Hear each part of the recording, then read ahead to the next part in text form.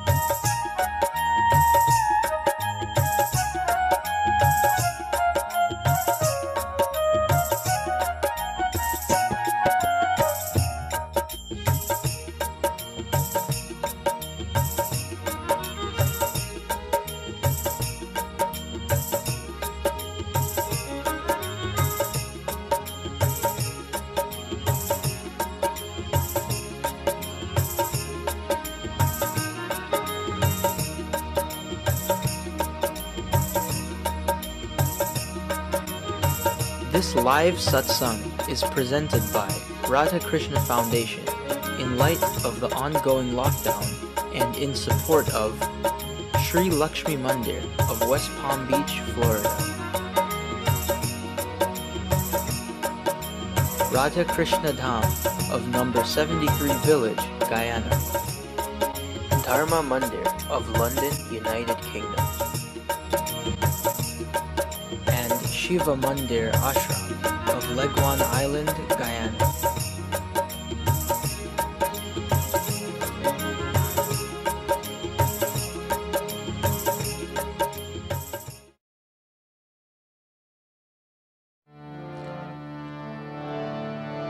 वृंदावन बिहारी लाल की जय। सद्गुरु महाराज की जय।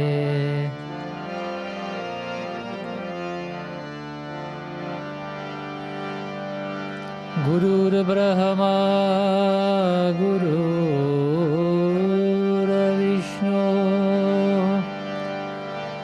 गुरुर्देव महेश्वरा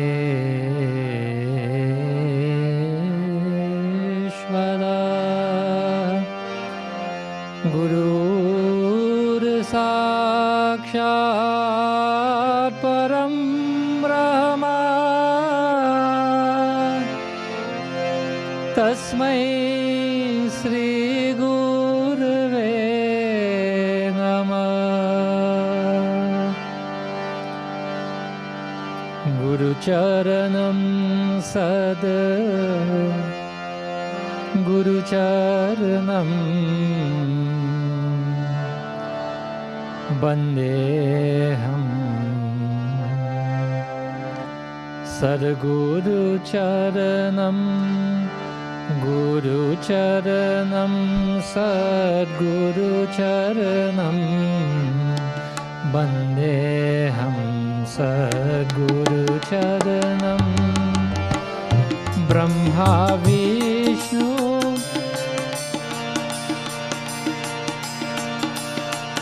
शिवशरणं वन्देऽहं सद्गुरुचरणं। ब्रह्मा विष्णु शिवचरणं वन्देऽहं सद्गुरुचरणं। गुरुचरणं सद्गुरुचरणं वन्देऽहं सद्गुरुचरणं। गुरुचरणं सद्गुरुचरणं वन्देऽहं सद्गुरुचरणं। राधा कृष्ण प्रेम भरणं वन्देऽहं सद्गुरुचरणं। राधा कृष्ण प्रेम भरणं वन्देऽहं सद्गुरुचरणं। गुरुचरणं सद्गुरुचरणं वन्देऽहं सद्गुरुचरणं। गुरुचरणं सद्गुरुचरणं वन्देऽहं सद्गुरुचरणं। गुरुचरणं सद्गुरुचरणं वन्देऽहं सद्गुरुचरणम्। सद्गुरु महाराज की जय।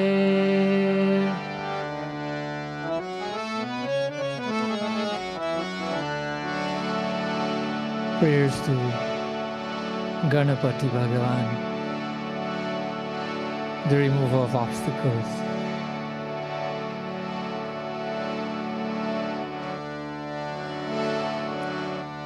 श्रीमन्महागणाधिपतये नमः।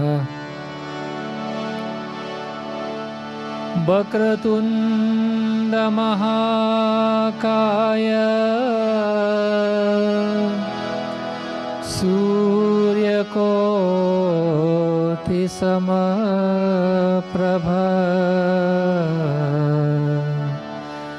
निर्विघ्नं कुरु मे देव सर्वकार्येषु सर्वदा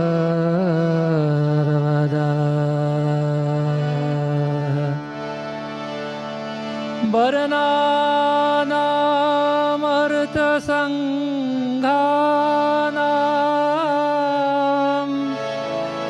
रसानां छन्दसामपि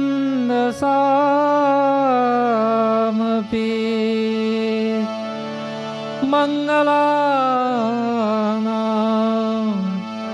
च कर्तारौ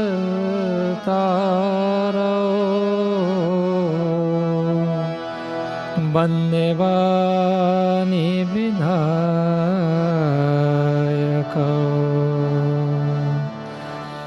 सर्वमङ्गलमाङ्गल्ये शिवे सर्वार्थसाधिके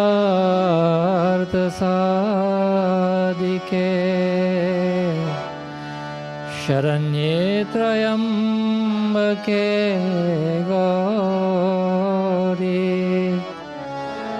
नारायणी नमोस्तुते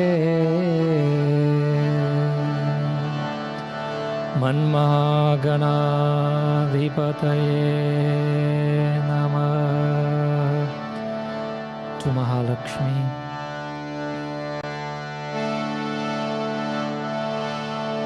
जय जय लक्ष्मी माता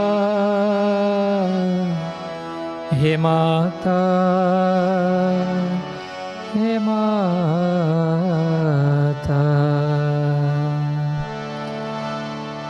लक्ष्मी करोतु कल्याणम् आरोग्यं सुखसम्पदा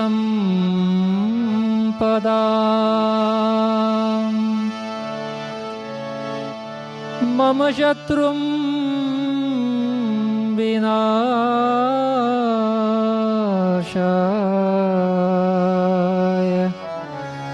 दीप ज्योतिर्नमोस्तुते।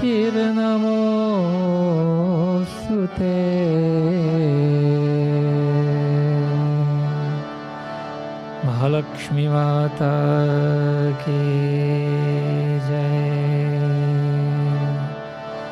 नमो नारायणाय नमः।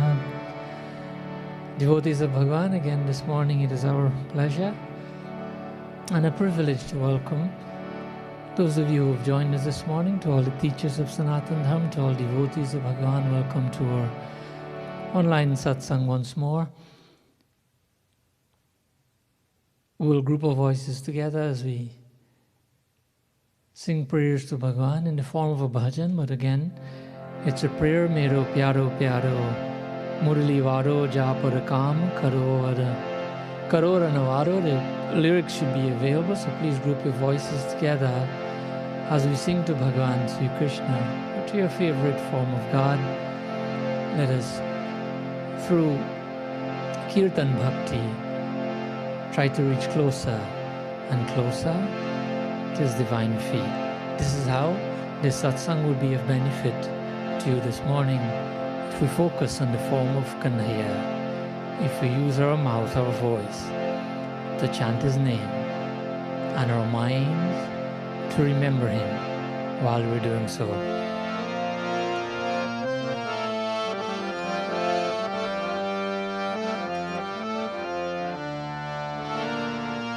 मेरो प्यारो प्यारो मुरली बारो जा पर काम करो रनवारो। मेरो प्यारो प्यारो मुरली वारो जा पर काम करो रनवारो। मेरो प्यारो प्यारो मुरली वारो जा पर काम करो रनवारो, मेरो प्यारो प्यारो मुरली वारो, जा पर काम करो रनवारो। मोर मुकुट पीतांबर धारो, चलल मस्त चाल मतवारो, मोर मुकुट पीतांबर धारो, चलल मस्त चाल मतवारो। सुख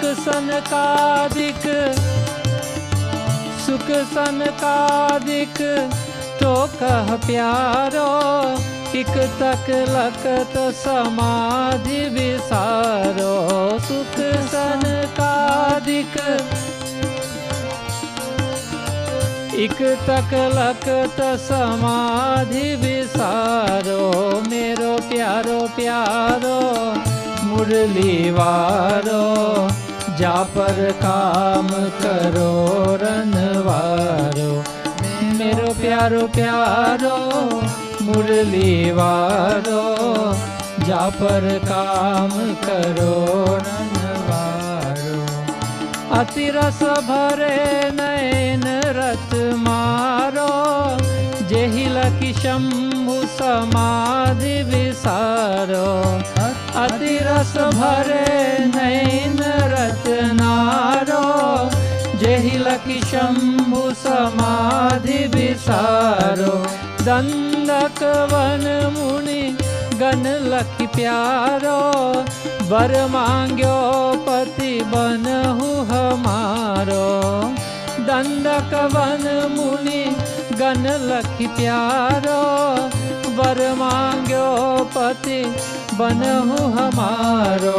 मेरो प्यारो प्यारो मुरली वारो, जा पर काम करो रनवारो, मेरो प्यारो प्यारो मुरली वारो, जा पर काम करो रनवारो। ब्रज रस छुवत रोम प्रति प्यारो, पियत रसिक जन बनी मतवारो। ब्रज रस छुअत रोम प्रति प्यारो, पियत रसिक जन बनी मतवारो। सब प्राणी ही निज प्राण ही प्यारो, पै प्रियतम प्राण हुते प्यारो। सब प्राणी ही निज प्राण ही प्यारो, पै प्रियतम प्राण हुते प्यारो। मेरो प्यारो प्यारो मुरली वारो, जा पर काम करो रनवारो। मेरो प्यारो प्यारो मुरली वारो, जा पर काम करो रनवारो। मेरो प्यारो प्यारो मुरली वारो, जा पर काम करो रनवारो। हरे राम राम राम हरे हरे, हरे कृष्ण कृष्ण कृष्ण हरे हरे। हरे राम राम राम हरे हरे, हरे कृष्ण कृष्ण कृष्ण हरे हरे। हरे राम राम राम हरे हरे, हरे कृष्ण कृष्ण कृष्ण हरे हरे। हरे राम राम राम हरे हरे, हरे कृष्ण कृष्ण कृष्ण हरे हरे। हरे राम राम राम हरे हरे, हरे कृष्ण कृष्ण कृष्ण हरे हरे। हरे राम राम राम हरे हरे, हरे कृष्ण कृष्ण कृष्ण हरे हरे। हरे राम राम राम हरे हरे, हरे कृष्ण कृष्ण कृष्ण हरे। हरे कृष्ण कृष्ण कृष्ण हरे हरे, हरे कृष्ण कृष्ण कृष्ण हरे हरे। हरे राम राम राम हरे Shri Ramachandra Bhagwan ki jai, Kanhaiya Lal ki jai. Radha Krishna Foundation presents on Friday, March 26th, live on Facebook and YouTube, Ranga Barsi 2021.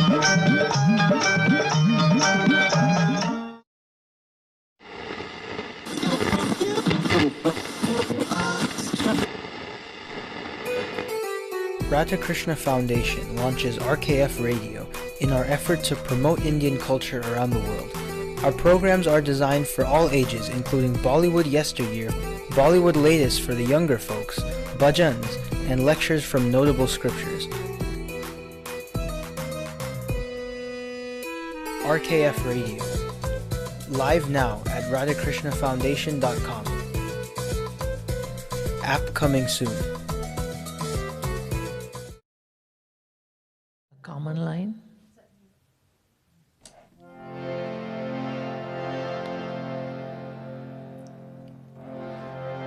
Vrindavan Bihari Lal ki jai.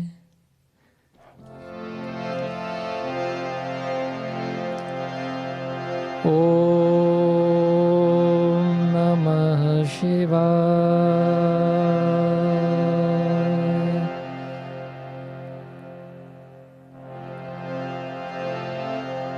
Om Namah Shivaya. Om Namah Shivaya.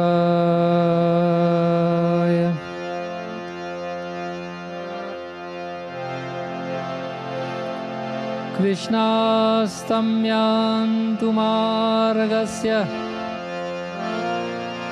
Masasya Parameshwaraha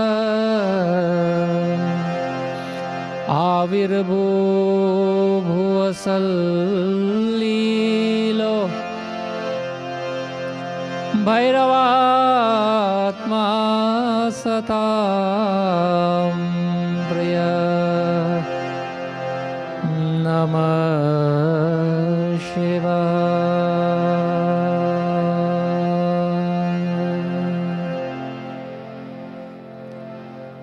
Devotees of Bhagwan, again this morning this sloka is taken from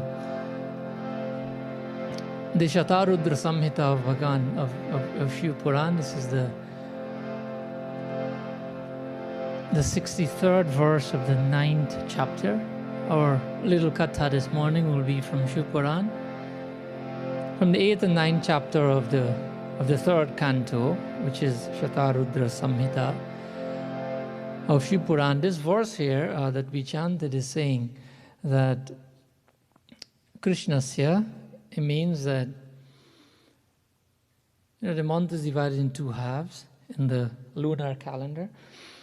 Krishna Paksh, Sukla Paksh, bright and dark half. It says Margasya, that's the name of the month, the Hindi month. In the month of Margashirsh, in the dark half, in Krishna Paksh,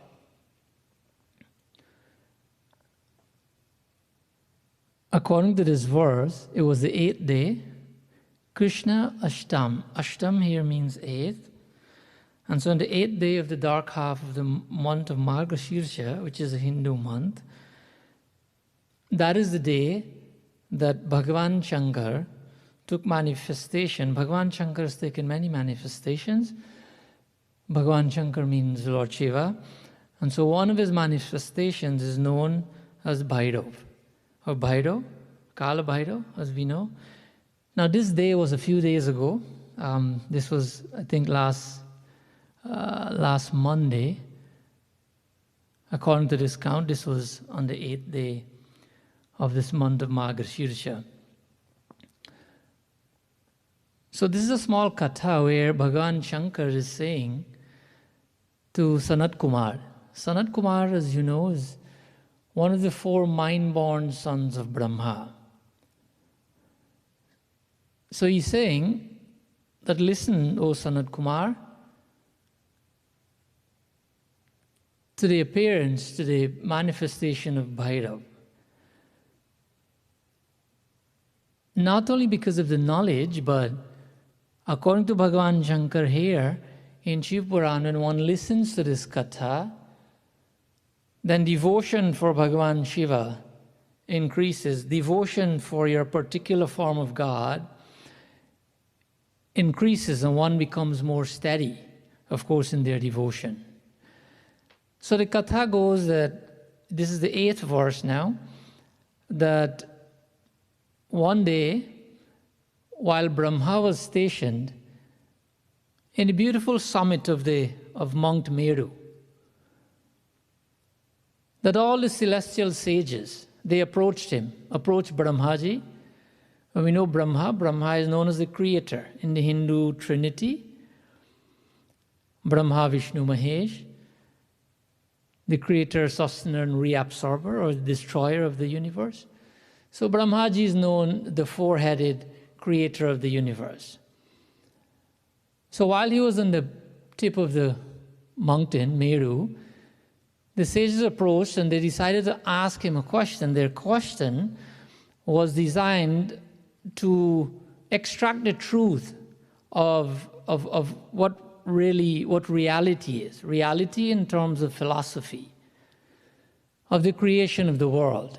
So they asked of Brahmaji, and very respectfully, the sages said, O Creator, O Brahmaji, that please tell us, what is that soul meaning like the only, unchanging entity? Unchanging entity, obviously this would mean that which doesn't change.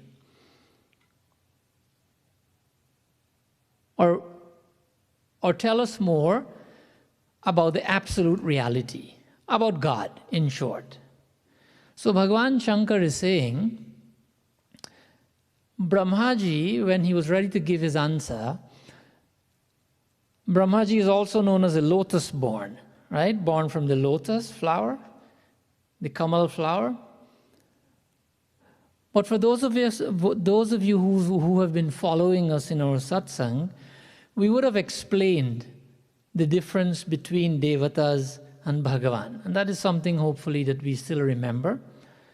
That there's a difference between, we worship Devatas, we worship Bhagavan, but there is a difference. According to the scriptures, not according to me, according to all the scriptures unanimously, the Devatas are called celestial beings and Bhagavan is Bhagavan. Eternal God. Brahmaji resides in what is called the topmost of the 7 heavens. Bhu, Bhuva, Maha, Jana, Tapa. The top one is called Satyalok, right? Bhu, Bhuva, Swa, Maha, Jana. Then the top one is Satyalok. So Brahmaji, who is the creator, he resides in Satyalok. However, Brahmaji is considered, and this again might be controversial for those who don't follow philosophy, but Brahmaji, being the creator, is entrusted by Bhagavan to administer over the purposes of creation.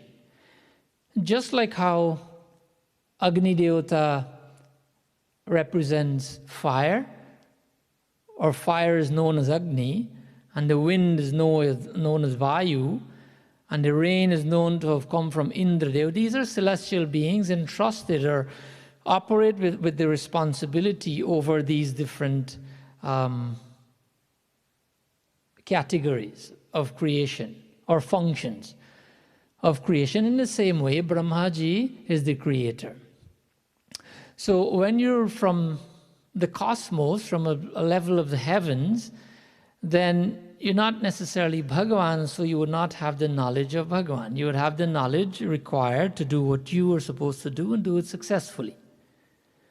So here Brahmaji is answering to the saints and sages, but he's answering based on his knowledge of Brahma. So he said to the sages that, look, All of you should listen to me very attentively, because now I shall describe to you the great unchanging entity as it really is. So Brahmaji decides that now he'll give an explanation to the saints and sages as to really what reality is. And now we'll take this verse from the 13th verse of the 8th chapter of Shiv Puran. Let us see what Brahmaji said to the saints and sages.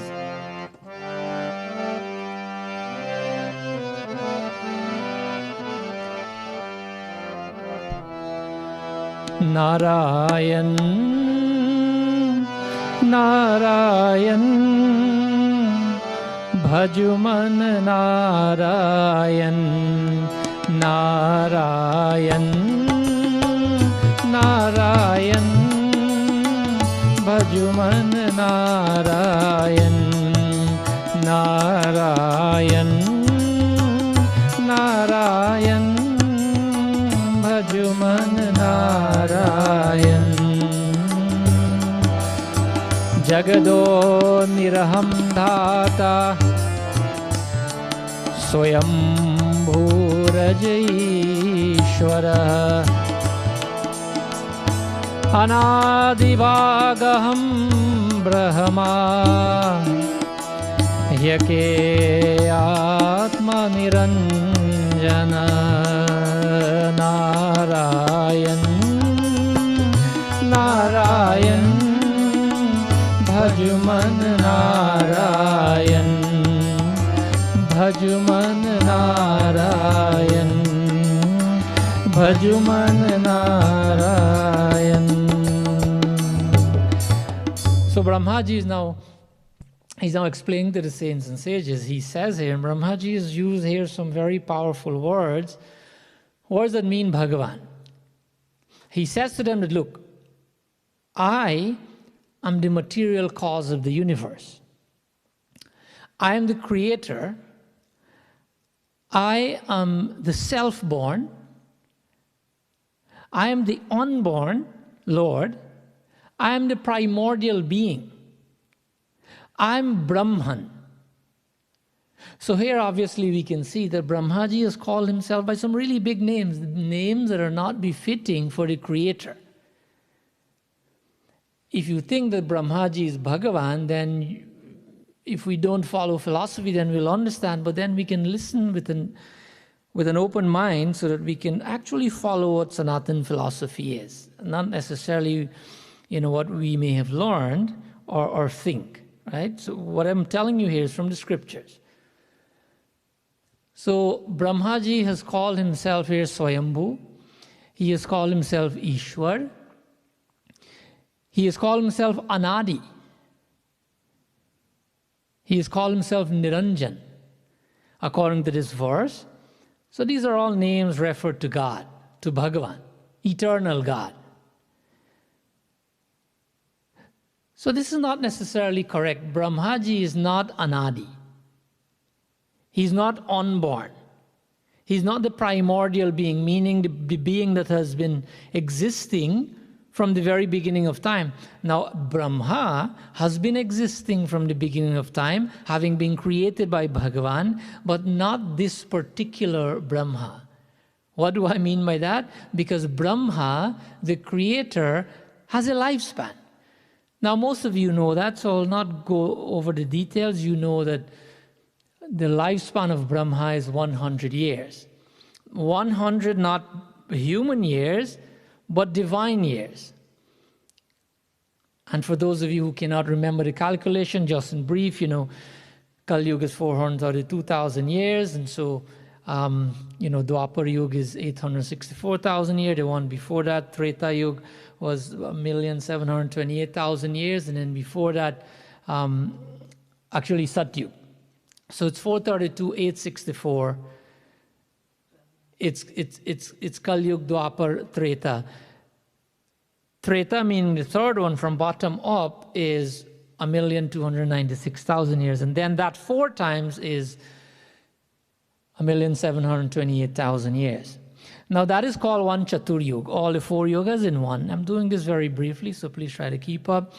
That is called one Chaturyuga, and one Chaturyuga is 4,320,000 years. Now that has to be measured or multiplied by 71, and that is equal to what is called one Manvantar. That's 306,720,000 years.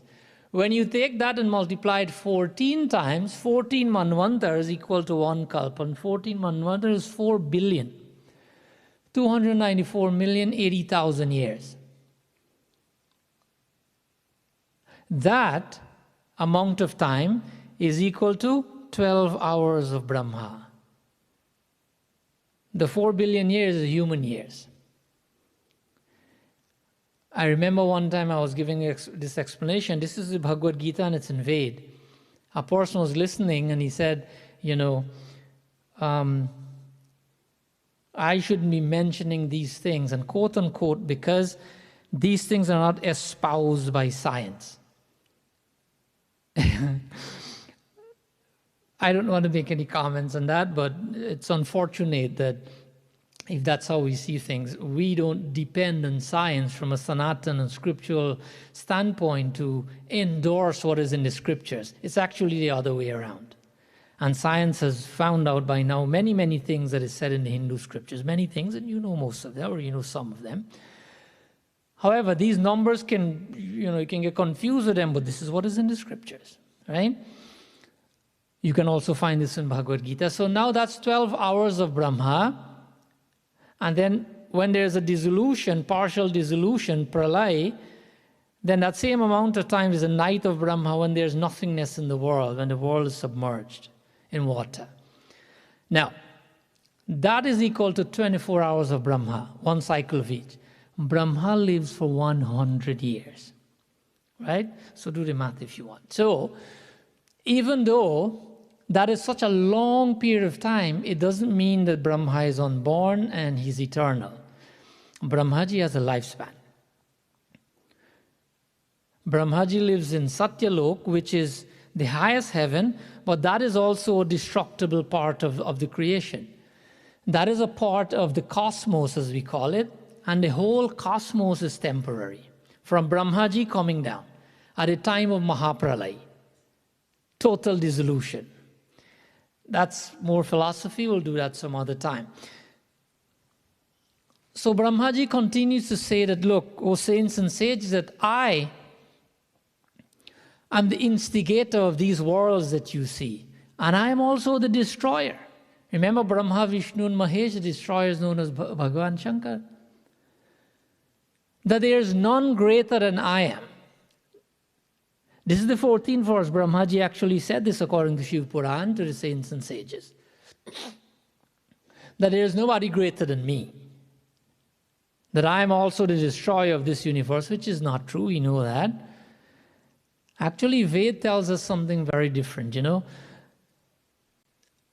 Gopal Tapani Upanishad, which is a third of a Ved, in the second mantra, there's a question there. And the question is, Kaha Paramo Devaha? That who is the supreme power, the supreme Brahm? Remember Brahmaji is saying he's Brahm? Brahma and Brahm are two different things. Brahmaji is the creator, Brahm means formless God. So the question is asked here, that who is that form of God, who is that supreme power above whom there is none? Ved is saying. Ved also gives the answer in the second mantra. In the answer part of it, it says, Krishno vai paramam daivatam. Atharva Ved is saying that Sri Krishna is the Supreme Lord. So Bhagavan Vishnu is hearing this conversation and he's saying, hey Brahmaji, that this is not proper what you're saying. This is being spoken out of ignorance. Without knowing the real reality, the great reality, without knowing Bhagavan, you're speaking like Bhagavan. That this is being done, so carelessly on your part. And so now Bhagavan Vishnu, according to this katha, we have condensed the katha to make it small, right? But now Bhagavan Vishnu is explaining what the reality is, but Brahmaji wants to hear nothing. Vishnu Bhagavan is saying he's the sustainer and things like that. Brahma doesn't want to hear anything. Brahmaji knows who Brahma is, and that is all he's concerned with at this point in time. I'll tell you a little story that took place. How do we know that there is not one Brahman? Brahma is the eternal God. It's been there from the beginning and will never change. Brahmaji went to Golok Dham to meet with Bhagavan. And so at the doorway, he has to go through the doorkeeper. And so he was asked, "Who are you?" Brahmaji says, "Are, you're asking me who am I?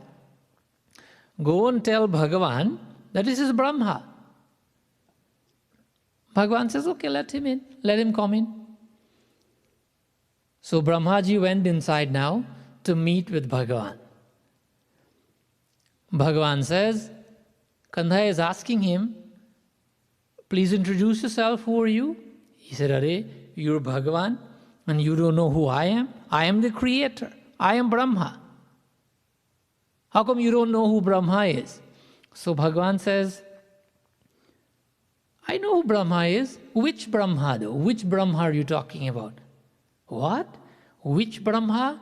There's only one Brahma, Bhagavan, you know that. Now there's one Brahma only." So, which is not actually the case, right? Let's check Shiv Puran and see how it helps us to understand who Brahma is and what is Bhagavan really doing, asking Brahma that question.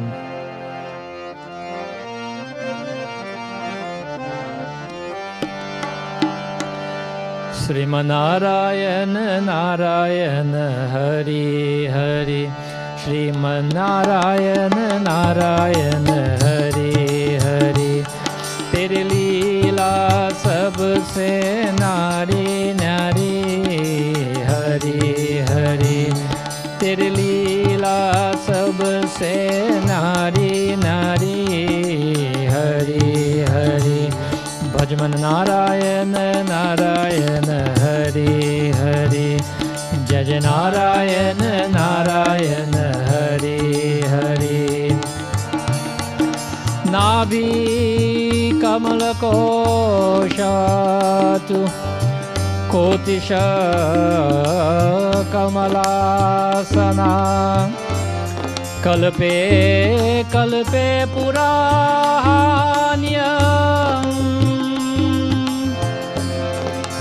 Yam Yoga Baladivo. Shriman Narayana Narayana Hari Hari, Shriman Narayana Narayana Hari Hari, Tere Leela sabse nari nari, Hari Hari, Tere Leela sabse nari nari, Hari Hari. Shriman Narayana Narayana Hari Hari, Shriman Narayana Narayana Hari Hari, Jaj Narayana Narayana Hari Hari, Jaj Narayana Narayana Hari Hari, Jaj Narayana Narayana Hari Hari. Nabhi Kamalako Shaktu Kotisha Kamalasana. So this is the 28th verse of the 9th chapter of Shiv Puran. Here it explains that Bhagavan is saying to Brahmaji that, hey, this verse is in Shiv Puran, like I said, with an explanation that it is true, Nabhi Kamal, Kamal means a Kamal flower. It is true that from within the lotus, Nabhi means navel.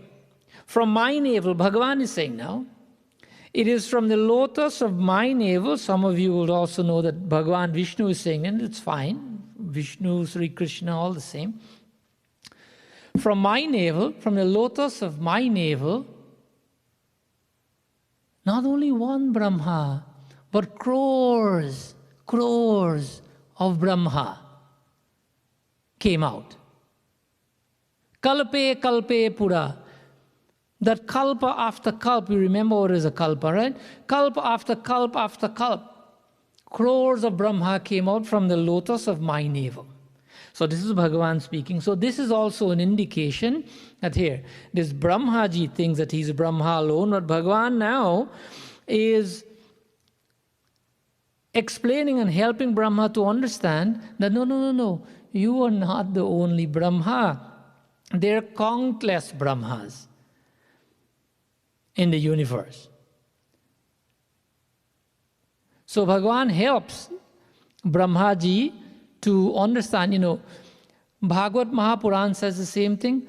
Taloka padmam sa uva eva Vishnu tasyam chachambhoduha karnikaya bhavastito lokam pashyamana. This is the third book, the third canto, the 8th chapter, 16th verse of Bhagavad Mahapuran is saying the same thing, that Brahma was born out of the lotus. Here it says, Evam Vishnu. Brahmaji was born out of the lotus, of the lotus flower from the navel of Vishnu Bhagavan. The other verse teaches us that that didn't happen one time, it happened so many times. If you're following philosophy, you will also know that there's a Brahma, Vishnu, and Mahesh in every solar system. A long time ago, there wasn't science to support what the scriptures were saying, but now there is. That we thought there's one solar system, there's Earth, and there's Brahma, Vishnu, and Mahesh. No. There's a Brahma, Vishnu, and Mahesh for each star. Star meaning the sun. Each star has an Earth planet, and every Earth planet, there is a Brahma, Vishnu, Mahesh. They preside over the Earth planet, over the solar system. I think there's a recent study as of 2016 that says that the sun, our sun that we know, the SUN, is one of 100 to 400 billion stars. 100 to 400 billion stars where? Just in the Milky Way galaxy. The Milky Way is sort of our neighborhood, right? That's what we call it, the Milky Way. Up to 400 billion worlds, as we call it, suns, solar systems, would be in the Milky Way. The study also estimated that the observable universe, they use the word observable, meaning we know what observable means, what they can observe, that the observable universe contains about 2 trillion galaxies. We know the galaxies, there are galaxies, and then there are clusters of galaxies, and then there are superclusters of galaxies, etc., etc. So there can be up to 2 trillion galaxies and up to 400 billion stars. Earth, planets in one galaxy, that's too much information. However, in every one of these stars, there's a Brahma, Vishnu, and Mahesh according to our scriptures. Devi Bhagavat actually says that it is possible to count the grains of sand in the whole world. Every grain of sand. It is possible to count that, but not possible to count the amount of solar systems or the planetary systems, according to Devi Bhagavat. That 2016 study I told you about says that a deeper science looks into the cosmos, the more galaxies they find and they see. So there's no end to this. And to everyone, there's Brahma, Vishnu, and Mahesh. So Brahmaji is getting a lesson from Bhagavan Vishnu. Hey, no. You're just one. They're uncountable Brahmas. Brahmaji didn't know that because he's Devata. So Brahmaji continues with his boasting, with his speaking without the required and necessary knowledge. And so Bhagavan Shankar is listening to this, and Bhagavan Shankar is getting more and more uncomfortable. And so he decided to intervene into this conversation. So what happened is that Bhagavan Shankar, having heard all of this, a great flame manifested itself. Brahmaji and Bhagavan Vishnu are looking. What's happening? A huge flame. Flame was so big that it filled the space between heaven and earth. Brahma and Vishnu are looking carefully, and as they look, what they saw was a shape. There's a shape in the form of a human being, a man, in the middle of this mass of flame. Not only was it the shape of a man, it was beautiful. Brahma and Vishnu are observing that this is a beautiful thing. It's the shape of a man in the middle of this flame. So they weren't sure what that is, but Shiv Puran helps us to understand what that is. These are the words of the 40th verse of Shiv Puran, of the 9th chapter. Om Shivaya Hari Om Shivaya Hari Om Shivaya Hari Om Shivaya Om Shivaya Hari Om Shivaya Hari Om Shivaya Hari Om Shivaya Om Shivaya Hari Om Shivaya Hari Om Shivaya Hari Om Shivaya Om Shivaya Hari Om Shivaya Hari Om Shivaya Hari Om Shivaya Om Shivaya Hari Om Hari Om Shivaya Hari Om Shivaya Om Shivaya Hari Om Shivaya Hari Om Shivaya Hari Om Shivaya Vidhi sambhavaye dyava tattvavat vilochana drishta kshanena cha maha purusho nilalohita Om Shivaya Hari Om Shivaya Hari Om Shivaya Hari Om Shivaya Om Shivaya Hari Om Shivaya Hari Om Shivaya Hari Om Shivaya Om Shivaya Hari Om Shivaya Hari Om Shivaya Hari Om Shivaya Hari Om Shivaya Hari Om Shivaya Sri Parvataye Pataye Namaha Shankar Bhagavan Ki Jai. And so here, it is said according to the Katha that Brahmaji got so upset. Why? Because he's not speaking from his divinity, he's speaking from a fifth head of Brahma. Fifth head, figuratively speaking, that a whole head is formed in Brahma, a whole head of Abhiman, a whole head of ego, a whole head of pride and anger has been formed in Brahma. One that is very, very powerful because he's the creator. And so Bhagavan Shankar decides, he knows what is happening to Brahma, that a whole fifth head is formed with how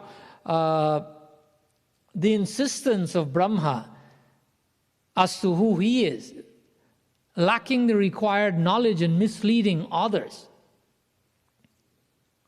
So Brahmaji continues to look, and he's looking according to this verse, the 40th and the first verse of this chapter, the 9th chapter. Here, as he looks more carefully, he realized he saw what? In this form, in the midst of the fire, he saw a three-eyed person. Remember the verse said? Trivilochan, three-eyed. What else did he see? Trishula Panir Bhar Laksho. In the 41st verse, Trishula Panir means this person that is in the midst of the fire is also carrying Trishula Pani, Trishul in his hand. Bhar Laksho means, there's a trident in his hand and there's another eye in his forehead, three-eyed. He also saw Nago Dupa Vibhushana. Nago means here the snake. He saw serpents. And the crescent moon. The crescent moon constituted with all other ornaments in this form that is within the fire. This form of Bhagavan Shankar, according to Shiv Puran, remember the last word of the 40th verse, it says Nila Lohit. Now Bhagavan Shankar here, according to Shiv Puran, is called Nila Lohita. Nila Lohita here means, Nil means blue. Lohit means red. Right? So that, right off the bat, that's a little bit confusing. A little bit against what we know. But this deludes Brahma. Brahma didn't understand what was happening. But upon seeing this, to maintain his course, sometimes we do something, we said something, or we did something, and then later on we realize it's wrong. But now not to look bad in front of the people who said it, or to the people who said it, or to have a negative, or to accept that we're wrong, to accept our mistake and to move on, correcting the situation. Sometimes people live their whole lives doing more and more wrong things, saying more and more things that are not true. Why? To keep justifying the one mistake they made. It is human to make mistakes, but it's magnanimous of any human being. It's almost divine to accept a mistake when you make it. Brahma wasn't willing to do that. So he decided to fight back, to maintain his position and to fight back. So this was Bhagavan Shankar, named Nila Lohit. And this name of Bhagavan, he's not only called Nila Lohit in Shiv Puran here, Bhagavan is called Nila Lohit in many other scriptures. In the Linga Puran, in the first chapter and the second chapter, Shankar Bhagavan is called Nila Lohit. In the 15th chapter of the Atharva Ved, he's called Nila Lohit. The 16th chapter of the Yajur Ved, he's called Nila Lohit. And so that might help us to arrive as to why some people, especially in one part of Guyana at least, maybe not the whole country, in the Barbis area, when people do Shiv Puja, then they put up a purple flag. Not everyone, when they perform Shiv Puja, they put up a white flag. Some people put purple flag. I've seen it. That's where I'm from.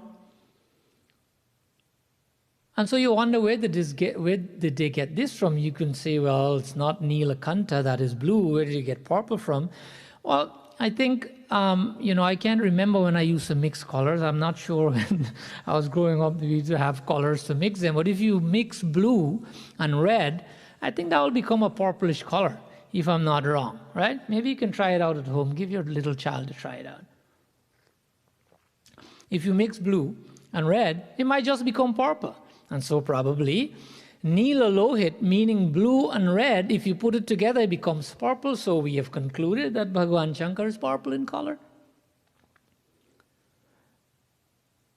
However, it's okay to, when you put up your flag, to put purple, put white, whatever you want to put, it's fine.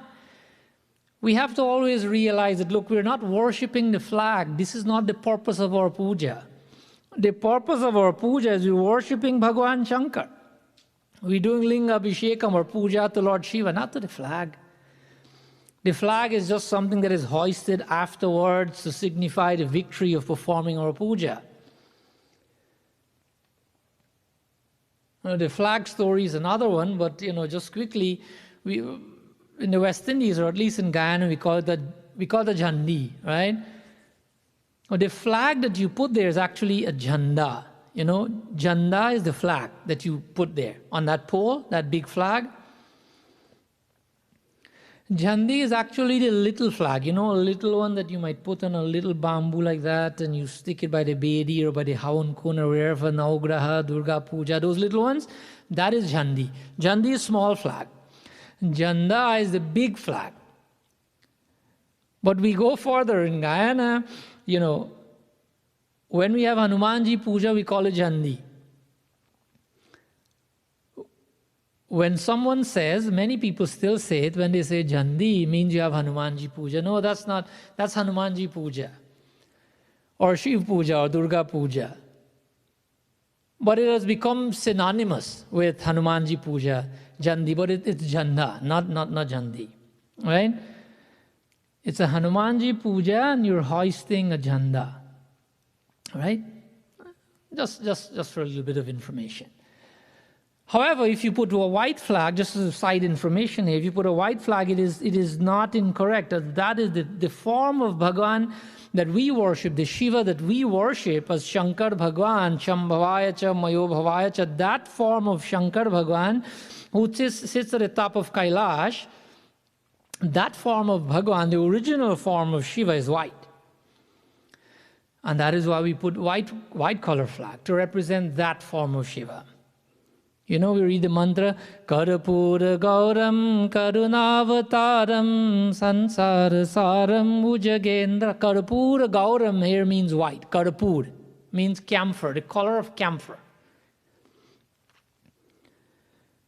Many of us know the Aarti as well, and you know when we sing the Aarti, remember the Bhagavan Shankar, Jai Shiva Om Kara Swami Jai Shiva Om Kara. One of the verses in the Aarti goes like, Shvetambar Pitambar Bagambar Ange. Shvetambar means white. Shvet means white. So Shvetambar means his body. Ambar means like plural for Amba, the limbs. So the body of Bhagavan Shankar is white. But this slok and this arti, if you want to be very critical, then you'll go like, well, I understand that, but what is the source? Where did the slok get that from? Who made that slok? And who made the arti? How do we know that Bhagavan Shankar? There's a beautiful slok that is in support of that. This is how it goes. Karpura Gauram Gaurisham Sarvalankara Dharinam Sitabasmal Saddeham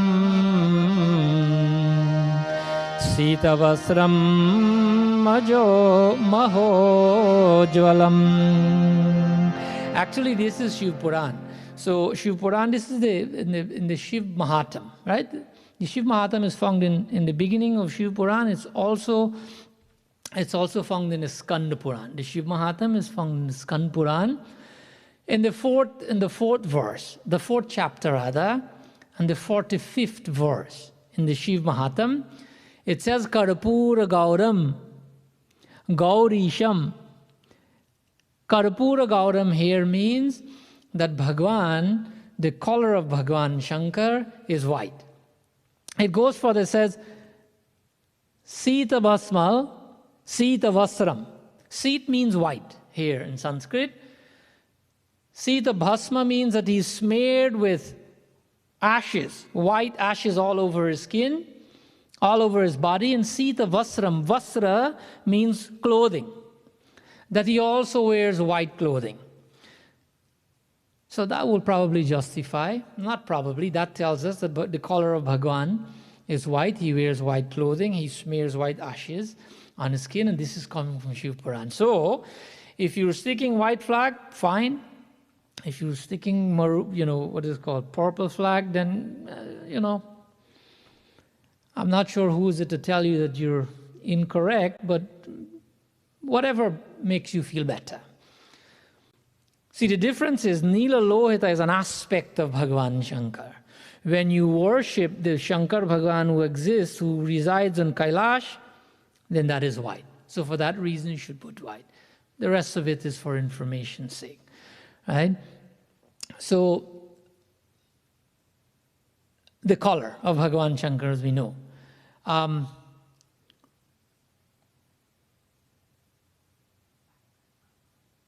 Okay, so coming back to the Katha, to follow up with Nila Lohita and to bring our Katha, how did Bhairav, or how did this happen and for what reason? Shiv Puran continues to tell us. Nilakantha Mahadeva Dayalu, Mahadeva Dayalu, Jai Bholenath, Jai Mahadeva, Jai Shiva Shankar, Jai Avinashi, Jai Bholenath, Jai Mahadeva, Jai Shiva Shankar, Jai Avinashi, Nilakantha Mahadeva Dayalu, Nilakantha Mahadeva Dayalu. Nilalohita jane tvam Mang Bhairi Chandrasekhara, Balastalan Mama Pura, Rudra Pradurbhavan, Nilakantha Mahadeva Dayalu, Nilakantha Mahadeva Dayalu. Jai Bholenath, Jai Mahadeva, Jai Shiva Shankar, Jai Avinashi, Jai Bholenath, Jai Mahadeva, Jai Shiva Shankar, Jai Avinashi, Jai Bholenath, Jai Mahadeva, Jai Shiva Shankar, Jai Avinashi. Here the slok says, Nilalohita jane tvam, Nilalohita jane tvam, that Brahma now is saying. Remember I said before that he has to continue justifying all the wrong things he said. So he says that. He recognized that this is Nilalohit. He's Bhagavan Shankar in another form, another manifestation. He says, I know you, O Nilalohit. That do not be afraid. Brahmaji is telling to Bhagavan Shankar, don't be afraid, O moon-crested one. He saw all the, Bhagavan Shankar is carrying the moon and all that. That I know you, you're Rudra. You came out formally from my forehead. Brahmaji is saying to Bhagavan Shankar. And when you came out of my forehead, this is according to the 42nd and 43rd verses, when you came out of my forehead, you started crying. And when you cried, I gave you that name Rudra. So this name Rudra has been given to you by me. So, oh my dear son, seek refuge in me, and I shall take care of you. I will take care of you. Brahmaji is saying to Bhagavan Shankar. So Shankar Bhagavan, thinking that now that Brahmaji would see and be corrected, accepting his mistake and move on, correct the situation, Shankar Bhagavan is getting, ravenous. He's getting upset and more disappointed as to the audacity of Brahma.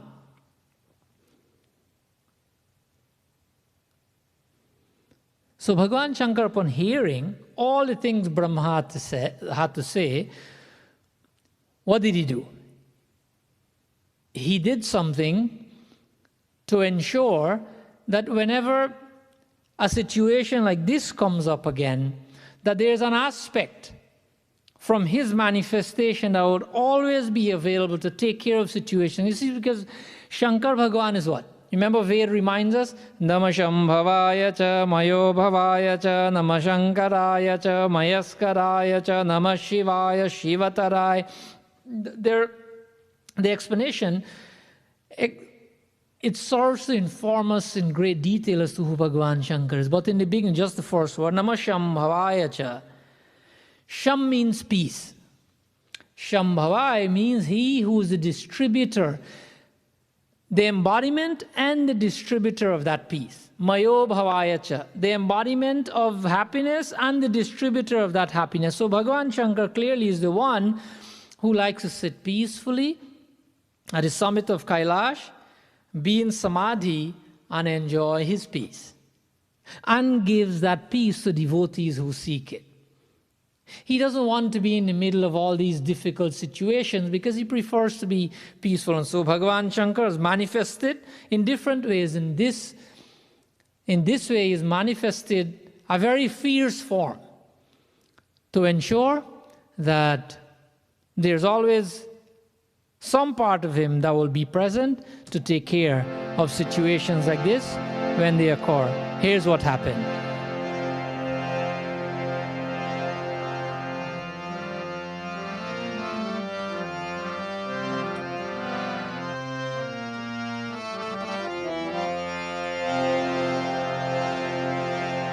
जय शिव शंकर महाकाल हरे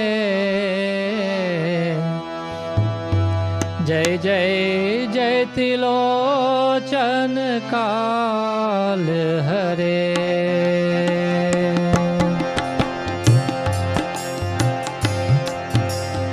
जय शिव शंकर महाकाल हरे जय जय जय त्रिलोचन काल हरे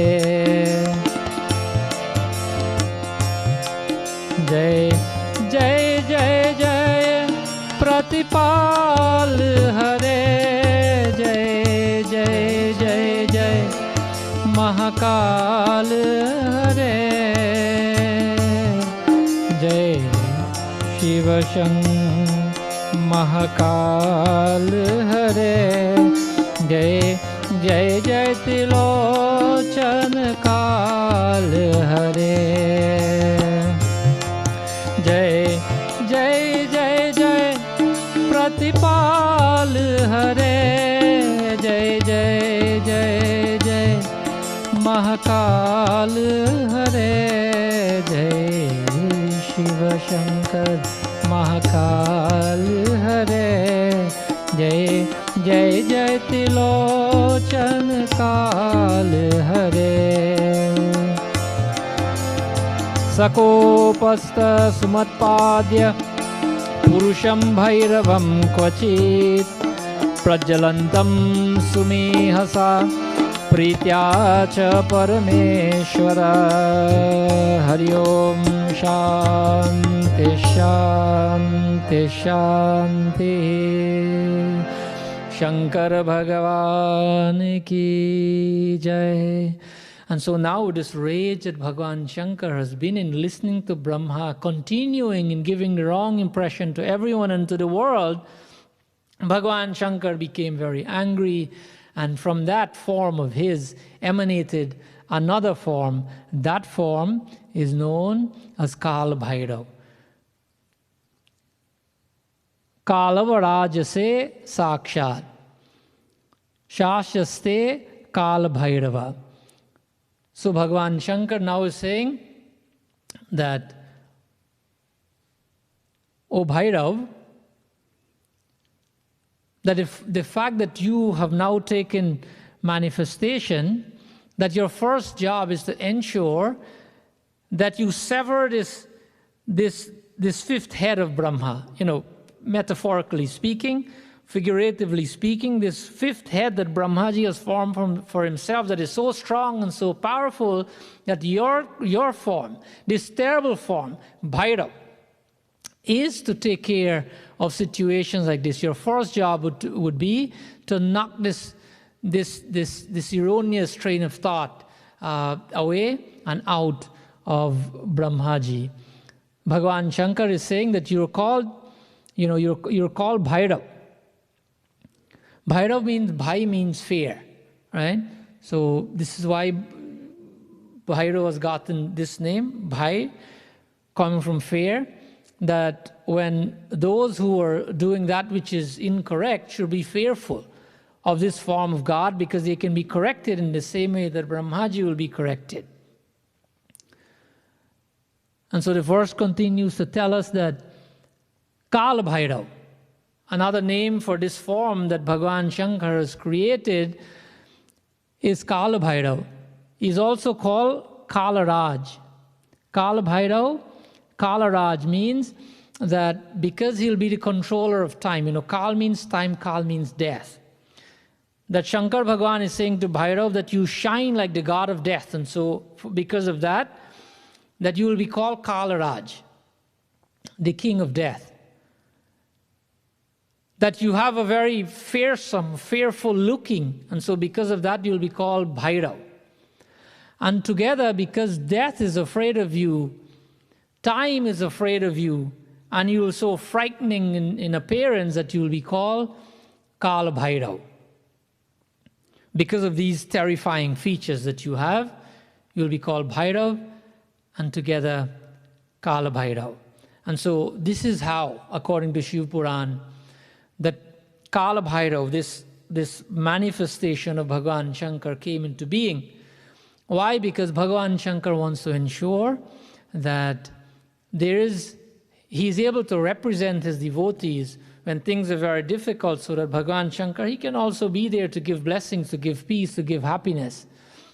But before we end the katha, he said something to Bhairav. He said something to Kala Bhairav, and he said to him, Kal, there are many, Mahakal temple in India and things like that. If you know the Jyotir, Dwaras Jyotirlinga, it's mentioned there, Saurashtra Somanatham cha Sri Shaila Mallikarjunam Ujjainyam Mahakalam. Mahakal is referring to Bhagavan Shankar in this aspect as Mahakal, as Kala Bhairav, meaning suppressing the wicked souls.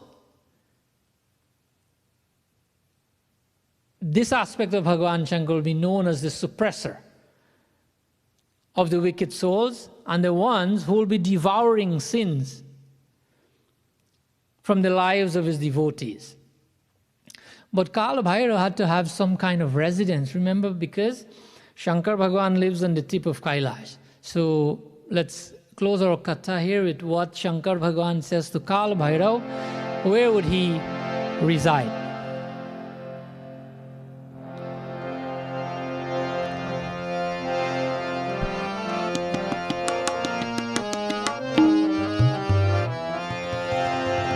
हर हर महादेव शंभो काशी विश्वनाथ गंगे हर हर महादेव शंभो काशी विश्वनाथ गंगे हर हर महादेव शंभो काशी विश्वनाथ गंगे काशी विश्वनाथ गंगे काशी सोमनाथ गंगे काशी विश्वनाथ गंगे काशी सोमनाथ गंगे हर हर महादेव शंभो काशी विश्वनाथ गंगे हर हर महादेव शंभो काशी विश्वनाथ गंगे यो मे मुक्तिपुरी काशी सर्व्यां यो हि गरीयसी अधिपत्यं च तस्यास्ते कालराज सदैव हि हर हर महादेव शंभो काशी विश्वनाथ गंगे हर हर महादेव शंभो काशी विश्वनाथ गंगे काशी विश्वनाथ गंगे काशी सोमनाथ गंगे काशी विश्वनाथ गंगे काशी सोमनाथ गंगे हर हर महादेव शंभो काशी विश्वनाथ गंगे हर हर Mahadev Shambho Kashi Vishwanath Gange Kashi Somnath Gange Kashi Vishwanath Gange Yo me mukti puri kashi. If you're listening to the verse, then you'll figure this out already. Mukti puri. Mukti puri means city. Mukti means liberation. That O Kalaraj, Adipatyang cha tasyaste Kalaraja sadaivahi. Bhagavan Shankar is calling him Kalaraj. Remember we explained that before? So Kalaraj, you will reside permanently in Mukti puri. Mukti puri means Kashi. Kashi in India now is known as Banaras, Varanasi. All the same place, different names for the same place. Mukti puri means, it is written in the scriptures that those who live in Kashi, many West Indians even have gone to Kashi. Whenever a West Indian goes to India, they have to go to Kashi, Varanasi, because most West Indians are devotees of Bhagavan Shankar. And so if you're not devotee of Bhagavan Shankar, you go to Kashi, because Kashi is known as the spiritual capital of India.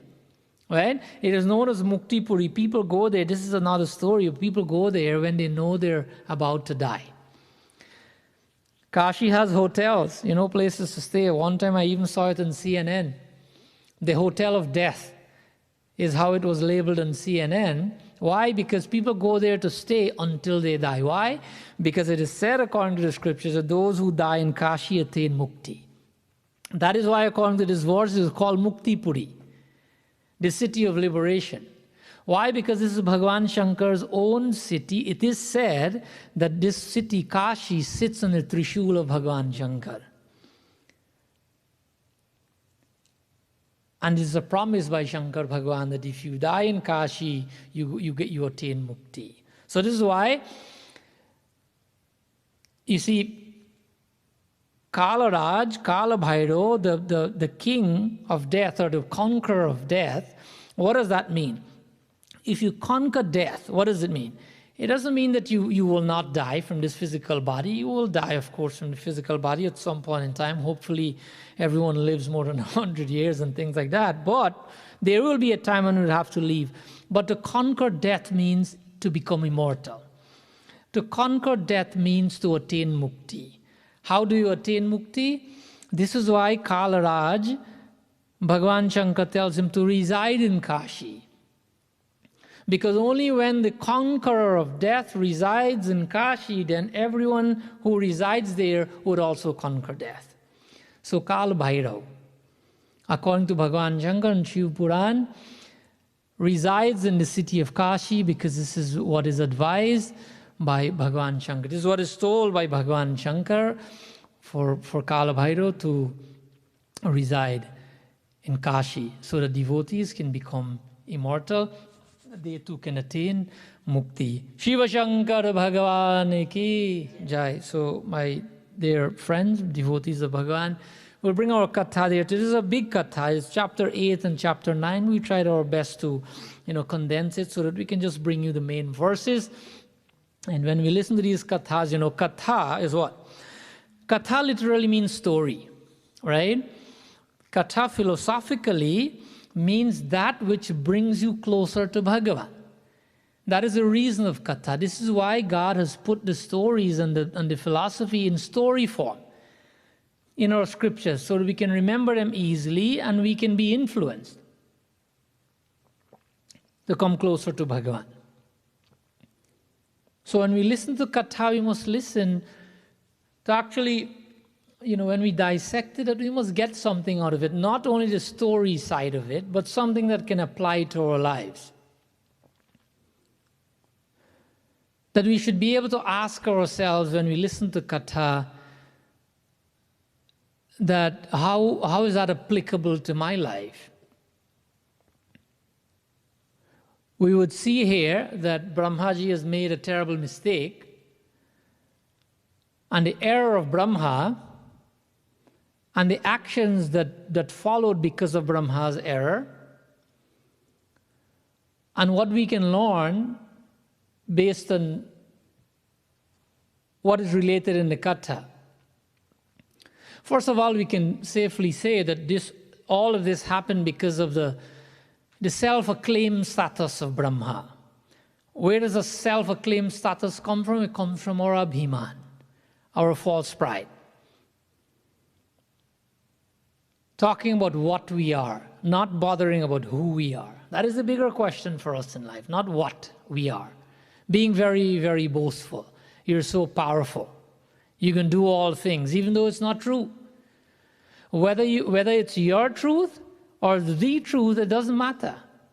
It has to be, it cannot be your truth, it has to be the absolute truth. If you believe that to be the case, it doesn't matter.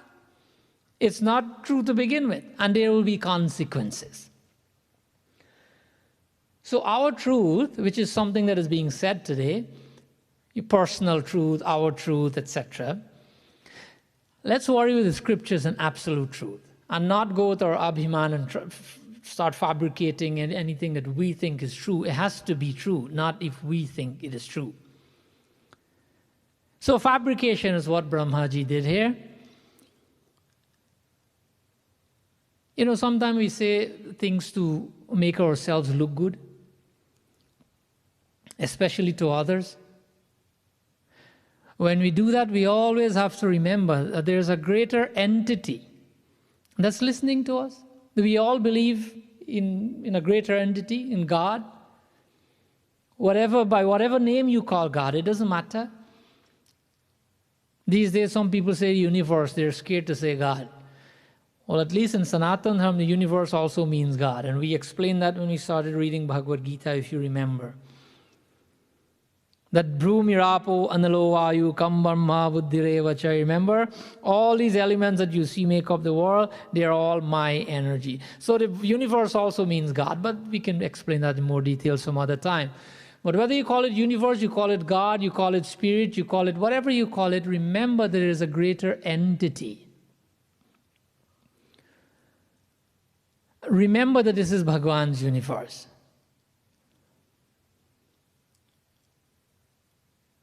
And that entity, whether you call it God or no, that it has a recording software. And the data that is retrieved from that software is what forms karma. Karma is the result of our thoughts and our actions. And it will be because of the data that is recorded by the software based on what we're thinking. So remember always that there are consequences for our actions, for our thoughts, for our words. In this case, there are consequences for Brahma's words. Brahmaji paid the price for flaunting his ego without the required information.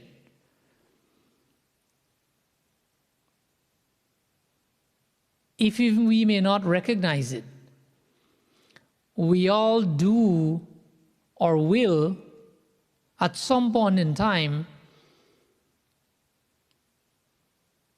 we do things and say things that we don't have the required and necessary information for. And we should always remember there can be consequences for that. So we have to be cognizant of what we say. Try to speak, especially from a position of, if there's a person in a position of influence, it is imperative for us to speak authoritatively, have the facts on our side, have the required knowledge. We all pray to Hanumanji, Balabuddhi Vidya Devamai Haro Klesha Vikar. That's what we're saying to Hanumanji. Give us the right information so that we can behave properly. Because if we don't, then it can be detrimental not only to us, but to others around us. Others, especially if you're a person of influence, you'd be influencing others on the wrong path, on a destructive path. So let's practice to think before we speak. Our scriptures, all of them give examples of how important this is. So next time, my friends, when we're about to say something untrue, something harsh, something negative, or something just something that's just unnecessary. Let us hold ourselves back and think about how does this benefit you or does it harm you? Does it benefit the people around you that you're influencing or does it harm them? If we practice this daily, we will find that we're experiencing a greater level of joy and inner peace in our lives. I remember, I'm just looking at the time, we have a few minutes, so I'll close with a story, a small little story. I think I said this story right here about a story about Socrates, based on when we speak, right? So I'll tell you very briefly this story before we close. Of course, in ancient Greece, we all heard of Socrates, and he held knowledge in very high esteem. So one day he met someone, and this person is saying to Socrates that, hey, do you know, have you heard this thing about your friend? So Socrates is listening like, about my friend? No, I didn't hear anything. Oh, okay, so let me tell you. Socrates says, oh, hold on. Before you tell me, hold on 1 minute. Before telling me anything, I'd like you to pass a triple test. The story is called a triple filter test, right? I'd like you to pass this test. A test? Yeah. Okay, what is the test? He says, first, before you tell me about my friend, it might be a good idea to take a moment and to filter what you're going to say. That is important. And the first filter is the filter of truth. Filter of truth? Yeah. So here's the thing. Socrates is saying to his friend, have you made absolutely sure that what you're about to tell me is true? Socrates is asking his friend, the person telling him. The guy says, no. I didn't double check on it. I didn't ensure it's true. Because actually I just heard it from someone. I just heard about it. And that's why I'm telling you now. Socrates says, okay, all right, let's go to the second filter. Because you don't really know if it's true or not. So let's do the second filter. And the second filter is what you're about to tell me about my friend is something good. Is it something good? Well, actually, it's not something good. The friend is replying to Socrates. It's not something good, on the contrary. So Socrates continues, all right. So it's not true. It's not good. So there's one more filter left. You can still pass this and you'll be able to tell me. So if it's not good, obviously it means that it's something bad. That's the opposite to good.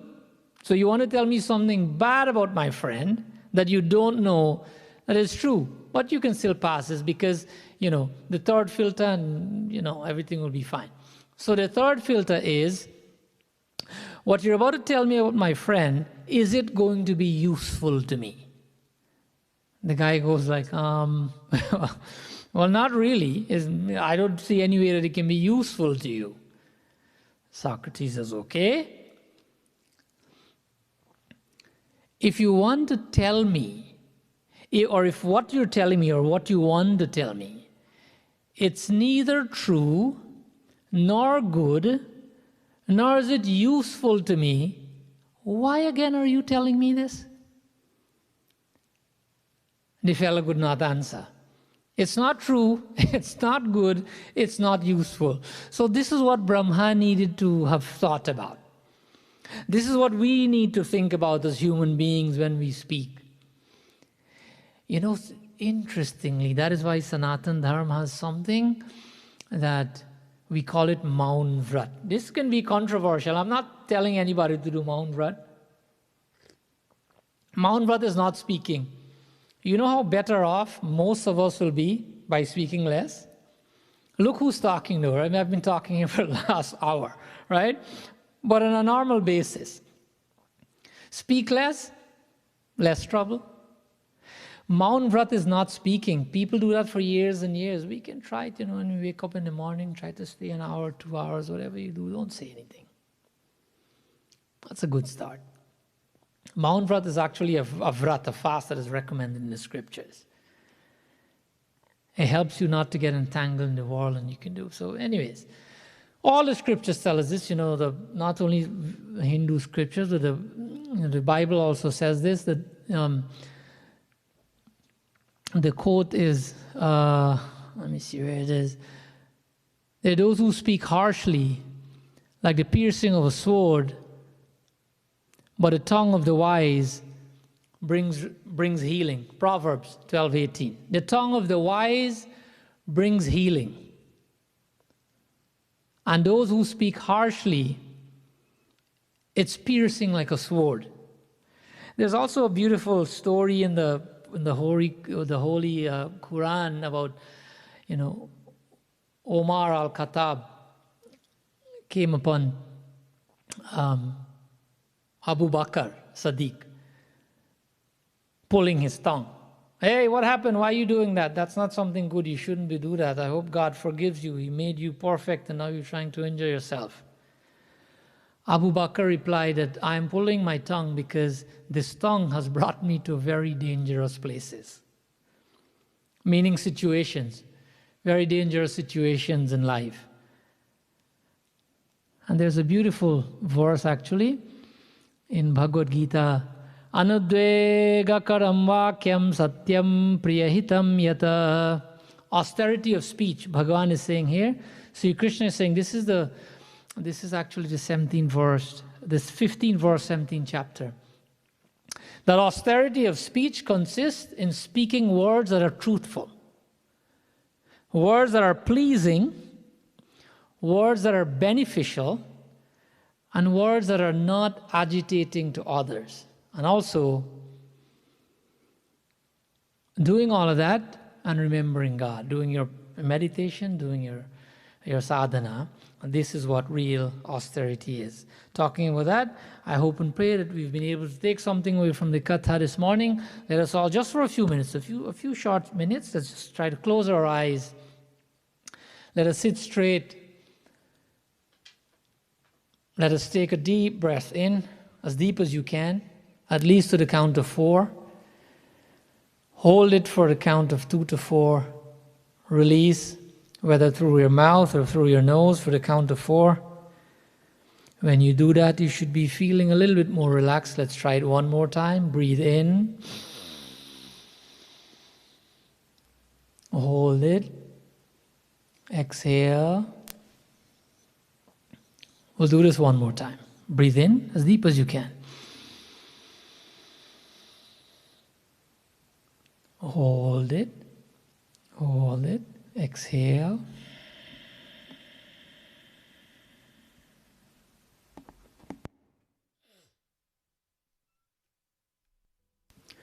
Keep your eyes closed. Imagine that you're standing on your sidewalk in front of your house. You're standing on your sidewalk. You're looking at the environment, how peaceful it is, how calm it is, how happy and content you are in life. And because of all these very satisfying qualities, you're thinking of Bhagavan, of how graceful and merciful Bhagavan is. And all of a sudden,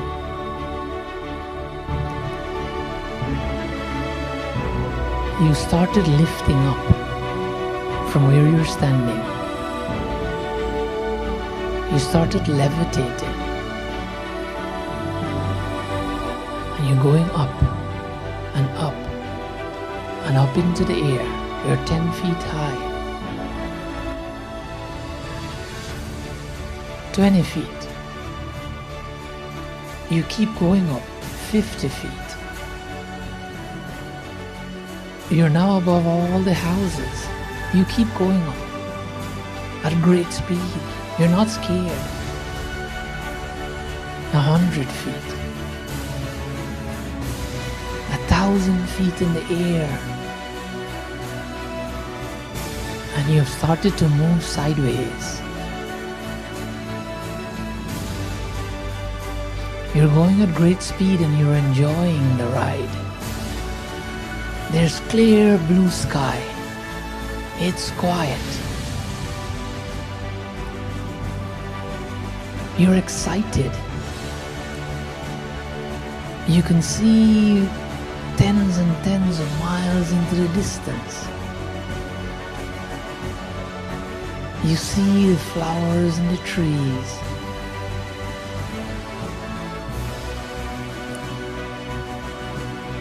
You're moving at great speed.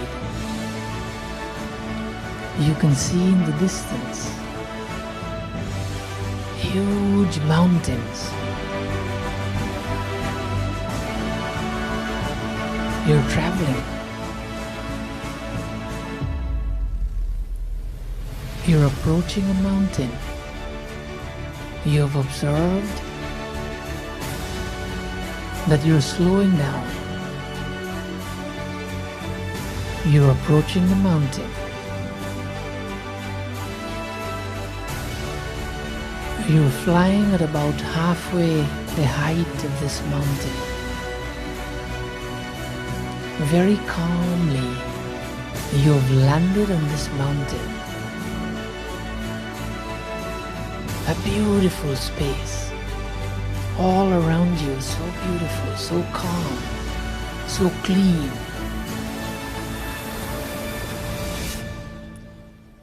You have landed on a set of stairs on the mountain. You're instructed by a voice from above to keep walking up. Walk up these stairs. Walk briskly up these stairs. And you've started walking. You're going up. You're not fearing anything. You're walking faster and faster. And as you're walking, you're breathing. You're taking deep breaths because you need the oxygen as you forge ahead higher and higher. Take deep breaths.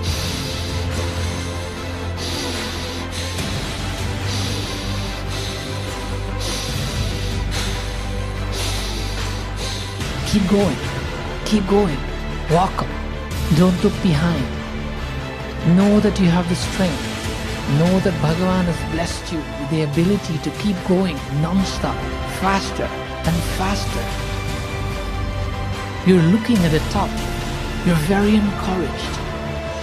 You can't wait to get to the top. You're going up and you're breathing.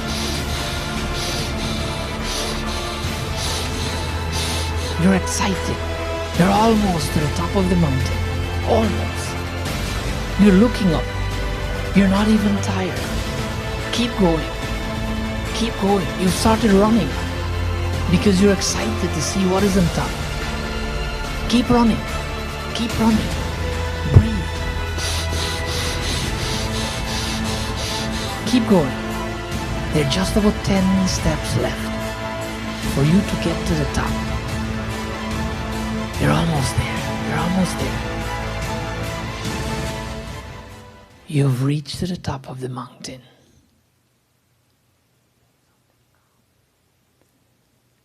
You're looking into the distance.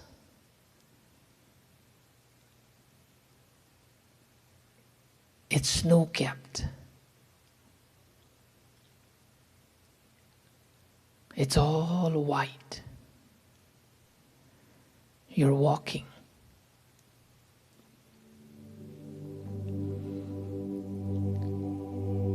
right in front of you, appearing right in front of you in this snow-capped peak